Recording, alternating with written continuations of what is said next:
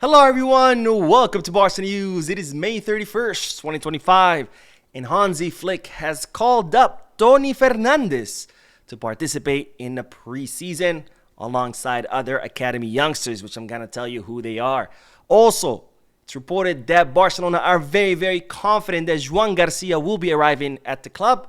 And finally, Deco has ruled out the signing of Victor Gyokeres. We have a lot to discuss. So let's begin.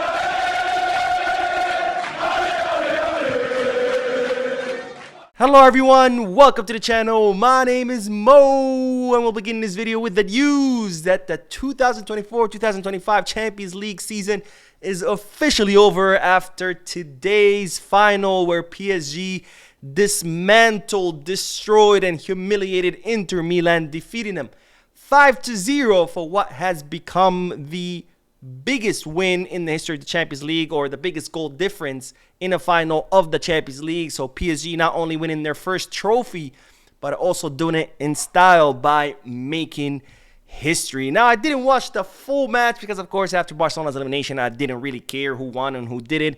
I did watch section of it, and honestly did not look like a final. It looked like it was a one-sided match. It looked like a warm-up match for PSG. So incredible display by the Ligue 1 team. And of course, I was happy that PSG won. Not because PSG won, I guess. I guess I should say I was happy with the Champions League results, not because PSG won, but because this man, Luis Enrique, who has now won his second treble, and he's also made history because he has become the only coach alongside Pep Guardiola, the two only coaches in the entire history of the sport to win two trebles with two different teams. Of course, Pep Guardiola winning in 2009 with Barcelona, and then in 2023 with Manchester City, and Luis Enrique also winning it with Barcelona with the MSN, and now winning it with PSG. Ladies and gentlemen, the two only coaches in history to accomplish this feat, and the two of them are Barcelona legends, and of course, they have to be seething right now in Madrid, because let's not forget, they did kick out Luis Enrique out of the Spanish national team. They hated him because he was a Barcelona legend, and now he goes and accomplishes this feat alongside yet another Barcelona legend. Now, before going into this match, I have to admit, even though I am happy that Luis Enrique won his second treble, I have to admit that before going into this match, I was leaning more towards Inter Milan. Again, I didn't care who won, but I was more leaning towards Inter Milan. I wanted Inter Milan to win as opposed to PSG. And yes, I know they did eliminate us out of the Champions League, and that made a lot of Barca fans support PSG. But I was more in favor of Inter Milan winning for two reasons. The first reason is, of course, the Ballon d'Or race, because before the Champions League final, the rankings were really close, with Lamine Yamal being first and Dembélé being second in the Ballon d'Or rankings. But of course, now that Dembélé has won a Champions League, he has won a treble, I'm afraid that the scales might tip in his favor. Now, don't get me wrong, I think Lamine Yamal is 10 times better than Dembélé, despite being, I think, 10 years younger, if I'm not mistaken. But of course, before tonight, or before today, the two of them had won the domestic double. So as far as trophies, they were tied. So I think Lamine Yamal being better than Dembélé, of course, made him favorite to win the Ballon d'Or. But now with Dembélé's treble versus Lamine Yamal's double, I'm afraid that could tip the balance towards more Dembélé. So this is why I was more in favor of Inter Milan winning, because if Inter Milan had won, then again, Lamine and Dembélé would have had the same trophies. But with Lamine being much better than Dembélé, hopefully that would have pushed him to win the Ballon d'Or. The second reason, of course, is the beef that PSG has had with Barcelona all these years, whether it was the Neymar thing, the Dembélé thing, constantly talking crap about Barca in the press. So I wasn't really in favor of PSG winning. I wanted Inter Milan, but now that PSG has won, I am happy for Luis Enrique, not for PSG as a club. After all, F PSG. I don't really care about them, especially with how they've behaved towards Barcelona. Now, the funny thing is that I see a lot of Madrid fans celebrating in Twitter saying, oh, look, Dembélé left Barca and wins his Champions League, which is pretty hilarious because they're forgetting that Mbappe left PSG to win the Champions League, and not only did he not win it, but he didn't win anything. despite all the help that Madrid got from the refs. And, it's like, how bad do you have to be to get so much help from refs, so many robbers, and still not win anything? I don't know, but Real Madrid fans are funny. They are funny. But anyways, I want to hear you guys' thoughts and opinions. Who did you want to win? Did you want PSG to win? Did you want Inter Milan to win before the match began?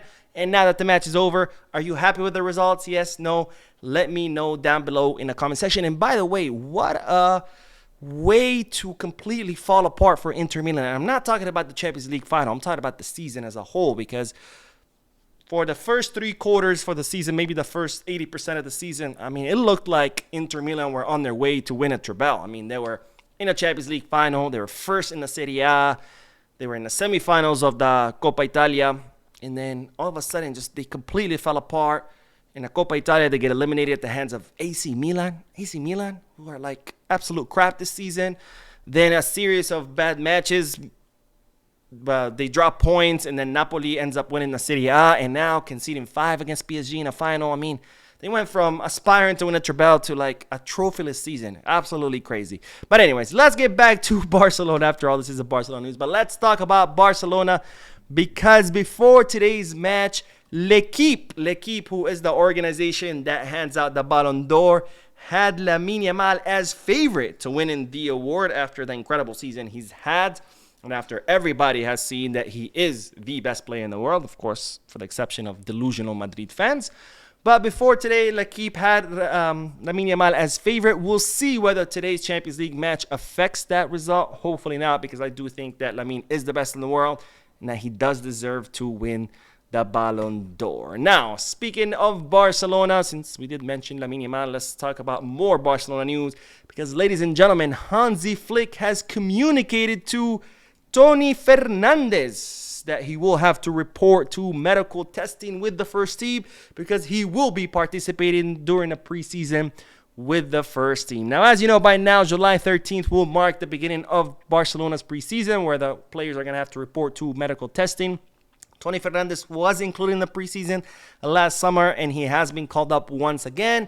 But this time, his cousin, Guille, has not been called up. So that was a surprise, or maybe he will be called up later. But for now, it's only Tony Fernandes who will be participating with Hansi Flick's first team during the preseason. Of course, Tony Fernandes is someone that Flick could consider as a substitute for Lamine Yamal, because that's where Tony Fernandes plays. So if he does impress the German coach, he could have a good shot at playing with the first team during this season. But he's not the only player that will be participating with the first team during the preseason.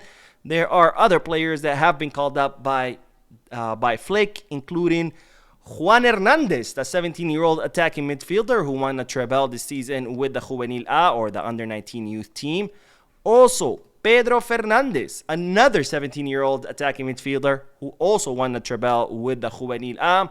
And then finally, a name that we've been talking about a lot is Joffre Torrens, the 18-year-old left back who Hansi Flick has high expectations of him, and thinks that Torrens could eventually become the competition for Alejandro Balde. Now, on to the next bit of news, because, ladies and gentlemen, Barcelona are feeling very confident that Joan Garcia will end up choosing Barcelona. Now, as I reported in yesterday's podcast, Barcelona have already presented a deal to Joan Garcia, where they have reached an agreement with his agents as far as the contract length, salary, etc., etc.